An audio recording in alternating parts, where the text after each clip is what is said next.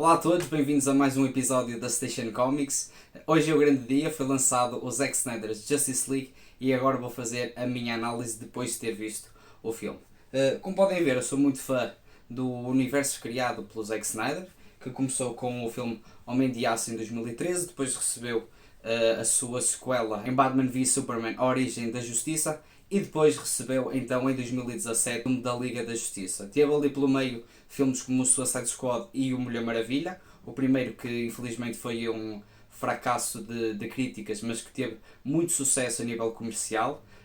Mas o filme de 2017 da Mulher Maravilha, na altura, foi o primeiro grande sucesso da DC. Infelizmente, a produção do filme de 2017 foi muito conturbada. Na altura, quando o filme saiu, foi tanto um fracasso de crítica como um fracasso comercial, mas podem ver no cartão acima o vídeo que eu fiz a explicar mais ou menos quais foram os contornos do filme e assim poderão perceber melhor qual foi a trajetória desde 2017 até 2021 com o lançamento do filme. Como tinha dito, sou muito fã da visão do Zack Snyder para estes personagens.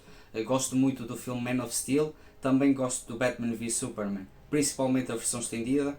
Eu participei no podcast da Cambada de Críticos, em que falamos com mais detalhes sobre os filmes e aconselho-vos a ver o episódio porque acho que lá poderão ter uma perspectiva mais geral da minha opinião e também da malta da Cambada de Críticos sobre este universo. O filme então estreou hoje na HBO Portugal, bem como na HBO Max, em vários países em que já está disponível. Tem 4 horas e reúne então todo o material que o Zack Snyder filmou em 2016 e 2017, bem como as novas filmagens que ele conseguiu fazer no ano passado para completar o filme. Só quero fazer antes um aviso que esta análise vai ter spoilers, por isso se ainda não viram o filme, primeiro vejam o filme e depois venham ver a análise. Para começar a minha análise propriamente dita, eu gostei muito do filme. Acho que apesar mesmo das 4 horas de duração do filme, eu acho que o filme funciona muito bem.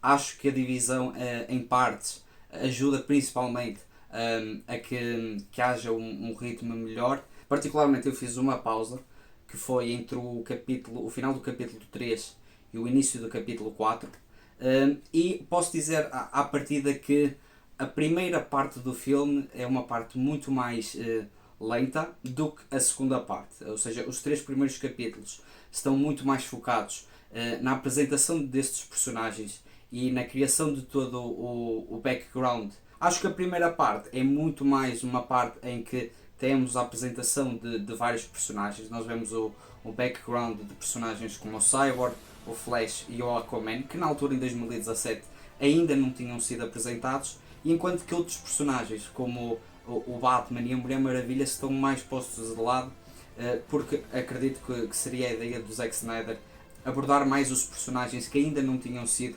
apresentados neste universo do que propriamente a Mulher Maravilha e o Batman, que já tinham sido trabalhados pelo realizador, e falando da Mulher Maravilha já tinha recebido o filme no mesmo ano realizado pela Patty Jenkins. No entanto, apesar dessas cenas serem muito mais lentas, porque é principalmente background do Aquaman, do Flash e principalmente do Cyborg, que eu acho que era fundamental.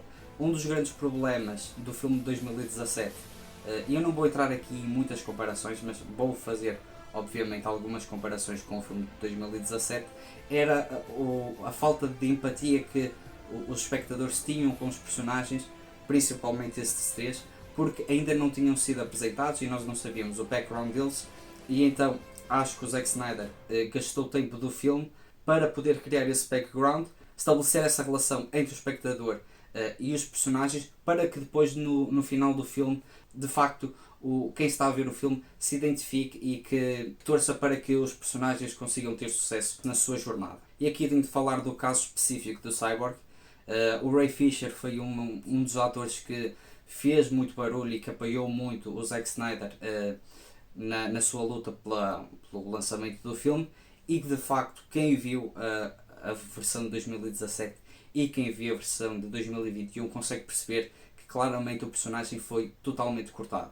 O Zack Snyder várias vezes disse em entrevistas que o Cyborg seria o coração do filme, e sem dúvida que é. É um personagem que é fundamental para a jornada, é um personagem que se destaca claramente de todos os outros dentro do próprio filme e da própria liga, e que tem uma relação muito pessoal com as caixas-mães e que vai ser fundamental para que eles tenham sucesso a acabar com o Steppenwolf. Deste modo, o Cyborg para mim foi o personagem que eu mais gostei. Em seguida está a Mulher Maravilha. Gostei muito desta versão mais guerreira, que está muito mais perto da versão de 2017 e mesmo da versão do Batman v Superman do que propriamente da versão da Patty Jenkins do Mulher Maravilha 1984. Eu prefiro muito mais esta abordagem, apesar de também gostar da abordagem da Patty Jenkins, mas acho que dentro da visão do Snyder e dado os vilões deste filme, era fundamental termos uma Mulher Maravilha muito mais guerreira. Podemos ver que a personagem é movida de certa maneira por uma vingança e por uma justiça que ela quer fazer pelo massacre que o Steppenwolf faz às Amazonas, e trata-se de certa maneira de uma jornada pessoal da Mulher Maravilha. A seguir à Mulher Maravilha, o personagem que eu mais gostei foi ali entre o Super-Homem e o Aquaman. Falando do Aquaman, gostei muito da forma como eles conseguiram abordar os temas dele com alguma simplicidade, não é? Aquilo que nós vimos no filme de 2018 do James Wan sobre essa dualidade dele entre o povo da Terra e o povo da Atlântida está ali, nós podemos perceber que é o início disso e que, até colocando este filme antes do Aquaman, acho que o Aquaman funciona perfeitamente entre os filmes. Super-Homem também foi um personagem que eu gostei muito. Gosto da forma como ele é trazido para o filme e é um Super-Homem que não muda assim tanto em relação à versão de 2017 e que, na minha opinião, tem um tom mais heroico, apesar de não ser totalmente aquele Super-Homem da banda desenhada e dos filmes do Christopher Reeve, mas sem dúvida que está num registro muito mais esperançoso do que propriamente as suas versões de Man of Steel e Batman v Superman. Falando do Batman, foi um personagem que, na minha ótica, o Zack Snyder decidiu colocar um bocado de parte porque já o tinha também abordado no filme. No entanto, o seu arco é uma continuação clara do Batman v Superman. Há uma espécie de redenção e nós já podemos ver isso no final do BVS, quando ele diz à Mulher Maravilha que quer juntar esta equipa porque acredita que vai haver uma invasão. E então o grande arco do Bruce Wayne é juntar toda a equipa e conseguir honrar de certa maneira o legado do Super-Homem. Não estou com isto a querer dizer que a abordagem e a performance do Ben Affleck tenha sido má. Na minha opinião, ele continua a ser o melhor Batman, apesar de eu gostar também muito do registro do Christopher Nolan e do Christian Bale. Aquilo que eles fazem nesse filme, na minha opinião, acho que não iria funcionar neste universo, por ser um tom muito mais realista. Mas gosto do Ben Affleck no BVS. Obviamente há muita discórdia sobre o Batman, mas na minha opinião eu fui daqueles que ficou muito contente com essa abordagem e com a própria performance do Ben Affleck. A química que ele tem com o Jeremy Irons continua aqui. Fiquei muito feliz pelo Jeremy Irons e o Sir Alfred terem um papel maior no filme do que propriamente aquilo que ele teve no filme de 2017. Também o Jeremy Irons ajuda a que o filme tenha um tom mais leve, e ele já no BVS, que é um filme que tem um tom completamente sombrio e quase sem piadas, e ele é ali a única coisa que se aproxima de um alívio cómico no BVS, e aqui no Justice League ele tem esse papel, mas também tem esse papel de ajudar a equipa e que eu acho que é fundamental. E falando por último do Flash, que foi o personagem que eu gostei menos. Não estou obviamente com isto a querer dizer que o Flash seja um mau personagem. Acho que ele até está bem escrito e ele é sem dúvida o alívio cómico do filme. Acredito que muitas pessoas viam muitas cenas do Flash do filme de 2017 como reescritas pelo Joss Whedon, e de facto há várias cenas que apareceram no filme de 2017 e que neste 2021 não apareceram, mas claramente várias piadas estão ali presentes e eu acho que funciona muito bem. Acho que o tom do BVS não era o tom ideal para esse filme e acredito que é uma visão muito particular dos personagens, e tendo em conta também que o filme tem 4 horas, é fundamental termos um personagem como o Barry Allen e essa interpretação dele para termos esse alívio cómico e para ajudar a esse ritmo do filme. Falando dos vilões, o principal continua a ser o Steppenwolf, e ele vem novamente para a Terra para recuperar as três caixas-mães. No entanto, o que eu mais gostei sobre o personagem foi, além do visual que está muito melhor e que é fiel àquele que foi apresentado no Batman v Superman, o que eu achei fundamental foi o facto do Zack Snyder gastar tempo para dar justificativas para o facto de ele vir para aqui para a Terra e para fazer a invasão. Nós podemos perceber pelas conversas que ele tem com o Dissad que ele tem uma espécie de dívida com o Darkseid, que o Darkseid e os novos deuses não o aceitam. Ele é uma espécie de persona non grata dentro do universo do Apocalipse, e então o objetivo dele é conseguir recuperar as três caixas-mães e entregá-las ao Darkseid e destruir a Terra. Além do Steppenwolf, a presença do Apocalipse e principalmente do Darkseid, nós podemos notá-lo ao longo do filme. Sinceramente, eu pensava que a presença do Darkseid iria ser uma coisa menor, e ele não chega a ter assim o grande protagonismo. Como eu tinha dito, o Steppenwolf continua a ser o grande vilão, mas à semelhança daquilo que a Marvel foi fazendo ao longo dos anos, apresentando o Thanos, por exemplo, no final do Vingadores, ou naquela cena em que ele aparece no Guardians of the Galaxy, aqui foi feito um bocadinho isso, só condensado tudo num filme. Isso remete-me também à cena da History Lesson, que fala da primeira invasão que foi feita pelos novos deuses ao planeta Terra, e aqui temos mais uma das grandes diferenças entre o filme original e esta nova versão. No filme de 2017 é-nos contado que quem faz a primeira invasão foi o Steppenwolf, quando na verdade os planos eram que o Darkseid tentaria invadir a Terra para a destruir.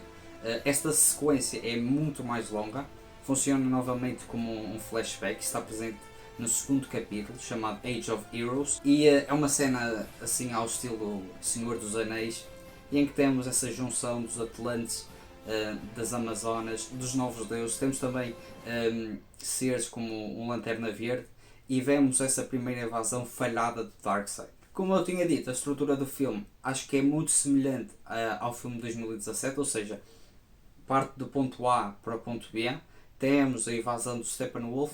Agora, o grande diferencial deste filme em relação ao original é que as cenas têm uma coesão muito maior, o tom do filme não tem aquelas mudanças abruptas devido às novas cenas que o Joss Whedon na altura fez para colocar o filme com um tom mais engraçado, que eu acho que não funcionavam e que para mim era um dos grandes problemas do filme.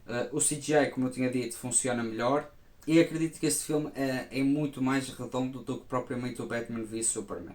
O Batman v Superman é um filme que tem 3 horas e que tem um primeiro ato bastante extenso, como o Zack Snyder gosta, a meter vários elementos.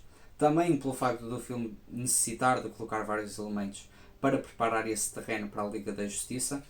O segundo ato do filme também é bastante extenso, e há uma concentração das cenas de ação no BVS no terceiro ato. E aqui no Justice League eu acho que ele consegue equilibrar muito melhor as cenas em que ele consegue desenvolver os personagens e as cenas de ação. A divisão do filme foi feita em 6 capítulos mais um epílogo, ou seja, é muito mais fácil, principalmente para fazer uma pausa, porque o filme é de 4 horas. Mas o interessante é que ele em cada capítulo consegue colocar uma cena de ação, ou seja, há uma maior distribuição de cenas de ação do que propriamente no Man of Steel, que tem uma grande sequência no início, que tem o resto da ação concentrado na segunda metade do filme. No BVS, como eu tinha dito, a ação está também concentrada na parte final, e neste filme, em todos os capítulos, temos uma grande cena de ação e que ajuda a que quem está a ver o filme não perca o interesse e que fique entusiasmado com as cenas de ação. Apesar do filme ter 4 horas, eu acredito que em alguns momentos pudesse ser possível cortar e até reduzir o filme a umas 3 horas. Acredito que se o filme tivesse 3 horas e não tivesse esta classificação indicativa Rated R, acho que o filme poderia ter sido lançado na altura, em 2017, e poderíamos ter esta versão de 4 horas e com essa classificação indicativa Rated R posteriormente num lançamento do Blu-ray. Acho que esta versão aproxima-se muito mais a uma versão alargada da versão que o Zack Snyder iria apresentar inicialmente em 2017, e funcionaria de forma semelhante às versões alargadas dos filmes do Senhor dos Anéis que tem uma versão para o cinema, a Theatrical Cut, bastante longas, de 3 horas, e que depois receberam versões alargadas para o home cinema. Como eu tinha dito, a partir do capítulo 4 eu acho que o filme acelera o seu ritmo, que tem e aproxima-se de facto para o terceiro ato. O terceiro ato é absolutamente fantástico. No entanto, eu acho que os 3 primeiros capítulos sofrem um bocadinho das decisões que a Warner fez quando estava a planear este universo cinematográfico. A falta dos filmes a solo do Cyborg, do Flash e do Aquaman fazem com que o Zack Snyder tenha de fazer esse background dos personagens, e então deste modo eu acho que o Zack Snyder ainda está a pagar um pouco a fatura dessa pressa da Warner em estabelecer o universo e em ter o mais rapidamente possível a Liga da Justiça. No entanto, apesar de tudo, eu acho que o filme funciona muito bem, gostei muito de todos os arcos, acho que os personagens estão interessantes, não há nenhum personagem que eu veja e que eu não tenha gostado. Mesmo o Flash, apesar de ser um personagem que eu não gostei tanto em relação aos outros, continua a ser um personagem com um arco interessante e com cenas de ação muito boas. As cenas de ação acho que estão basicamente todas presentes no filme de 2017, só que numa versão muito maior, com coreografias que nós nunca tínhamos visto e que funcionam ainda melhor. Falando da trilha sonora do Junkie XL, foi talvez o ponto em que eu mais me decepcionei. Acho que nas cenas de ação funciona perfeitamente. Gostei principalmente do tema que ele fez para a Mulher Maravilha e a forma como ele também pega no tema do filme anterior, que também tinha sido composto por ele, e consegue juntar os dois.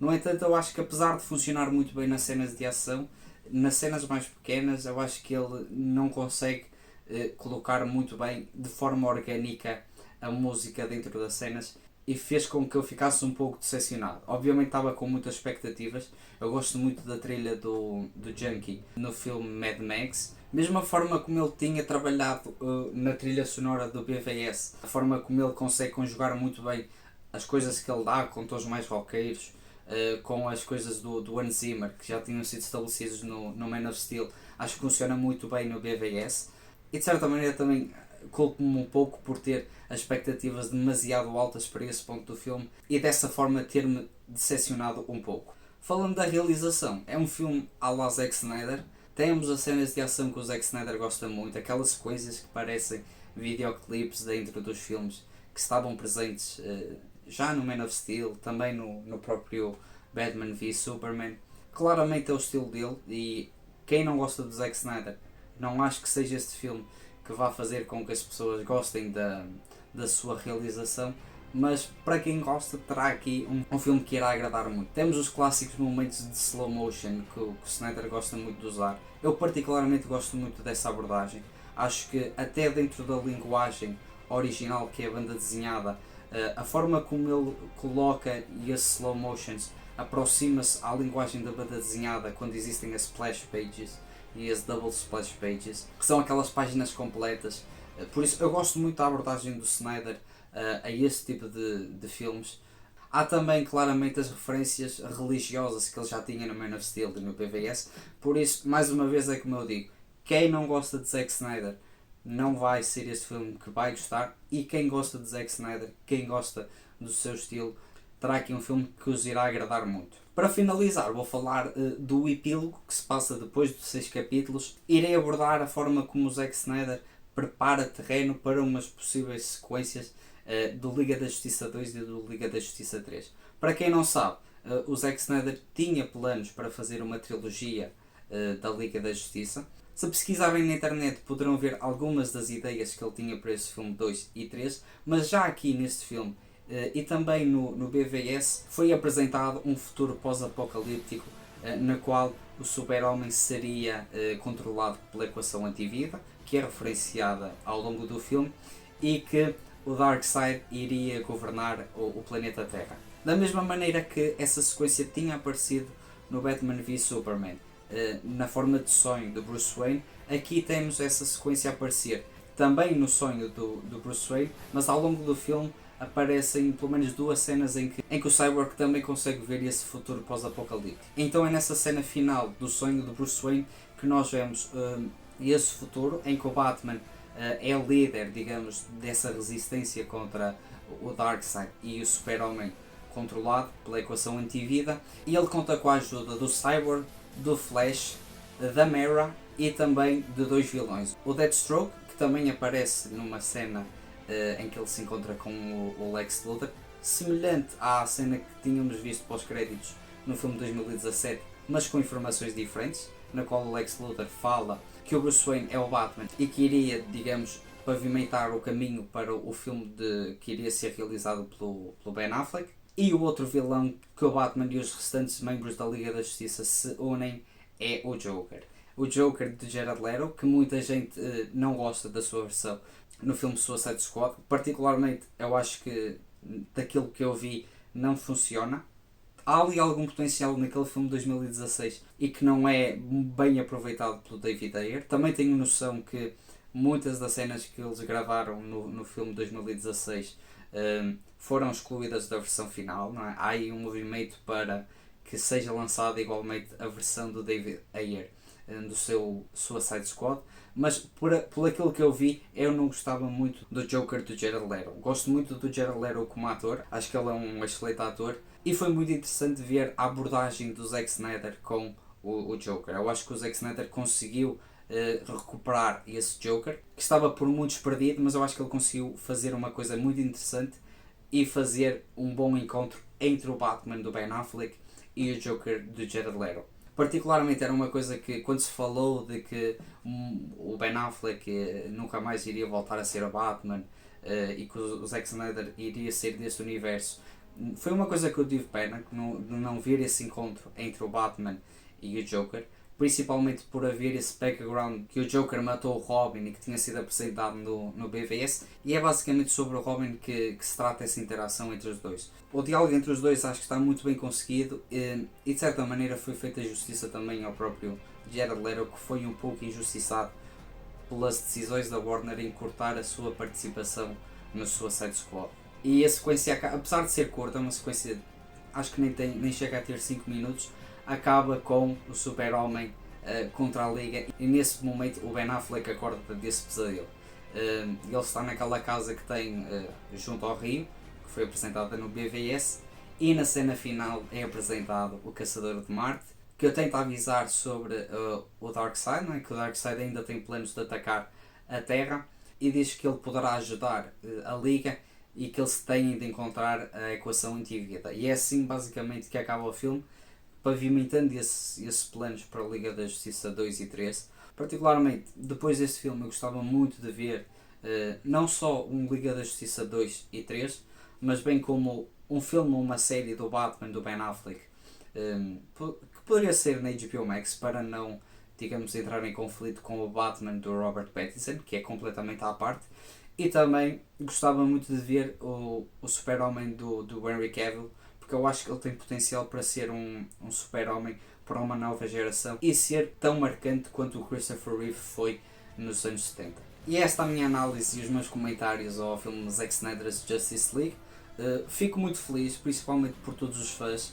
Eu fui um daqueles que acreditou sempre que existiria essa versão, completa ou incompleta. Acreditava que o Zack Snyder tinha gravado o filme como queria em 2017. Felizmente conseguiu a aprovação da HBO Max e o orçamento para completar a sua visão, e acredito sinceramente que se o filme tiver um sucesso estrondoso no HBO Max, poderá ser dada uma luz verde para poder haver essa sequência do Snyderverse. Não se esqueçam de deixar aí nos comentários a vossa opinião sobre o filme, quer concordem, quer não concordem, e mais uma vez obrigado por assistirem ao vídeo.